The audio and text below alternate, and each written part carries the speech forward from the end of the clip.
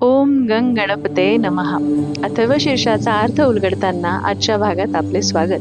जसं आपण पूर्वी पाहिलं की ओम हा ध्वनी रूपातील ईश्वराचं स्वरूप आहे. तो निर्गुण आहे, त्याला आकार नाही, त्याला स्वरूप नाही. या निराकार ओंकारात खूप साऱ्या शक्ती, खूप साऱ्या लहरी समाविष्ट आहेत. या निराकार शक्तीला, या अदृश्य शक्तीला समजणं, ध्यानात आणणं कठीण आहे.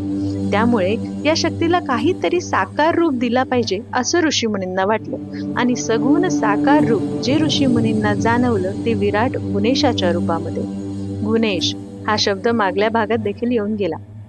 गुणांचा ईश गुणेश या दोन्ही रूपांचं वर्णन म्हणजे निर्गुण निराकार ओंकाराचं आणि सगुण आकार असलेल्या विराट गुणेशाचं म्हणजे गणपतीचं वर्णन ज्ञानेश्वरीच्या या ओळीत फार सुंदररीत्या आलेलं आहे.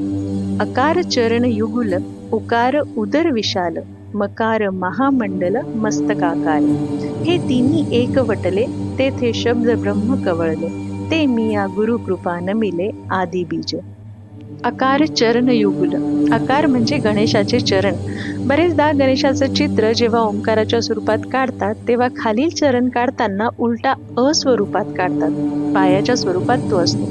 उकार उदर विशाल म्हणजे गणेशाचे उदर म्हणजे पोट हे विशाल उकाराच्या स्वरूपात दाखवले आहे. आणि मकार महामंडल म्हणजे गणेशाचे मस्तक मकार स्वरूपात आहे आणि चंद्रबिंदू हा मस्तकाच्या वर. अ उ म हे तीनही जिथे एकवटले, जिथे मिळाले, तेथे हे शब्द ब्रह्म आहे. त्या मूळ बीजभूत गणेशास आपण वंदन करूया.